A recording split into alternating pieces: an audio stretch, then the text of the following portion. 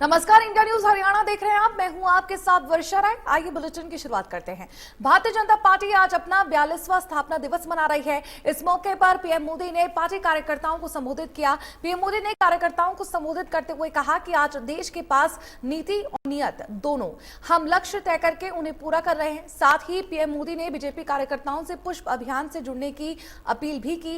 PM Modi ने कहा कि परिवारवादी पार्टियों ने देश के युवाओं को भी कभी आगे नहीं बढ़ने दिया, उनके साथ हमेशा विश्वासघात किया है और आज हमें गर्व होना चाहिए कि आज बीजेपी ही इकलौती पार्टी है जो इस चुनौती से देश को सजग कर रही है।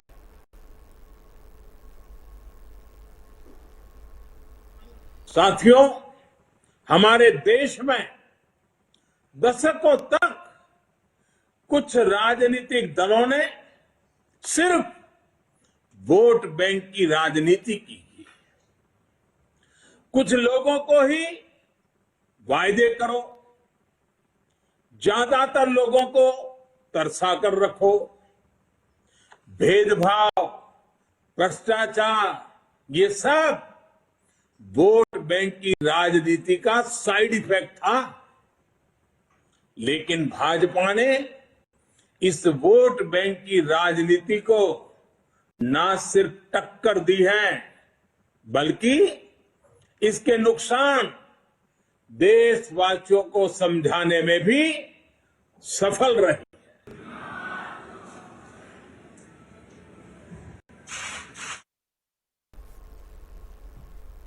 दिल्ली में बीजेपी के मुख्यालय में पार्टी के राष्ट्रीय अध्यक्ष जेपी नड्डा ने ध्वजारोहण किया। इस दौरान जेपी नड्डा ने कार्यकर्ताओं से भी मुलाकात की और उन्हें पार्टी के स्थापना दिवस पर बधाई दी। तस्वीरें हम आपको दिखा रहे हैं ये दो, किस तरह से बीजेपी आज अपना 42वां स्थापना दिवस मना रही है, जिसमें बीजेपी अध्यक्ष जेपी नड्डा मौजूद रहे और साथ ही ध्वजारोहण करते हुए नजर आए। दूसरी तस्वीरें आप देख सकते हैं किस तरह से जेपी नड्डा ने पार्टी के कार्यकर्ताओं के साथ झंडा फहराया। बीजेपी के कार्यालय के बाहर ये झंडा फहराया गया है, उसकी भी तस्वीरें दिखा रहे हैं किस तरह से बीजेपी के चुनाव चिन्ह के साथ सभी पार्टी कार्यकर्ता टोपी पहने हुए नजर आए हैं और वही हाथ में झंडा लिए और साथ ही एक ही संदेश लिए हुए किस तरह से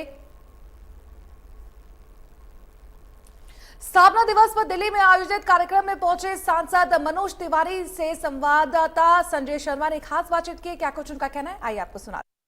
अभिनेता से नेता बने हुए मनोज तिवारी जी हमारे साथ में मौजूद है। मनोज जी, आज बीजेपी का स्थापना दिवस है और आपने बीजेपी की टोपी भी लगाई हुई है, प्रधानमंत्री का संदेश भी सुना, क्या कहेंगे सर? मुझे बहुत गर्व है कि मैं भारतीय जनता पार्टी का एक सिपाही हूँ।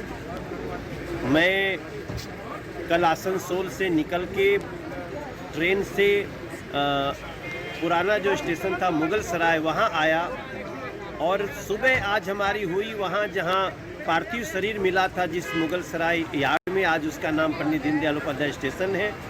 और फिर मैं सुबह बनारस से फ्लाइट पकड़ के आज ज्वाइन किया हूँ इस स्थापना दिवस में प्रधानमंत्री जी के कार्यक्रम को। आज पीएम ने जो बातें कही हैं, मैं समझता हूँ वो हमारे लिए, कार्यकर्ता के लिए तो महत्वपूर्ण है, लेकिन पूरे देश के लिए एक बात बहुत महत्वपूर्ण है कि हम न सिर्फ निर्णय लेने वाले लोग हैं, बल्कि निश्चय से पूरा करना भी है। और इस देश में परिवारवादी जो पार्टियां हैं, जो लोकतंत्र के शत्रु हैं, उनके नुकसान को कैसे जनता को समझाना है, जनता समझ भी रही है। हम उस परम लक्ष्य को प्राप्त करेंगे। और एक पंक्ति के साथ आज हमारी प्रधानमंत्री जी की बात खत्म हुई कि तेरा वैभव अमर रहे माँ, हम दिन चार रहे न। लेकिन मनोज जी, दिल्ली में अरविंद केजरीवाल है, बंगाल में ममता बनर्जी है, ये ऐसी पार्टियों से आप कैसे निपटेंगे? परिवारवाद की तो बात ठीक है, देखो ये लोग भी जो हैं वो एक स्वरूप इनका परिवारवाद का ही है। अगर अरविंद केजरीवाल अपने को जीवन भर के लिए पार्टी का अध्यक्ष चुन लेते हैं तो ये कहाँ से लोकतंत्र हो सकता है? यही तो हमारी लड़ाई है। हमारी लड़ाई ममता बनर्जी जी से कोई व्यक्तिगत थोड़ी है, लेकिन ममता जी के बाद अभिषेक ही देखेंगे, परिवार से बाहर नहीं निकलेगी पार्टी। तो ये पार्टियां सिर्फ अपने लिए काम करती हैं, समाज के लिए कौन करेगा, ये चिंता है भारतीय जनता पार्टी। ये थे मनोज तिवारी, जिनका कहना परिवारवाद से लड़ना सबसे बड़ी चुनौती है बीजेपी की। संजय शर्मा।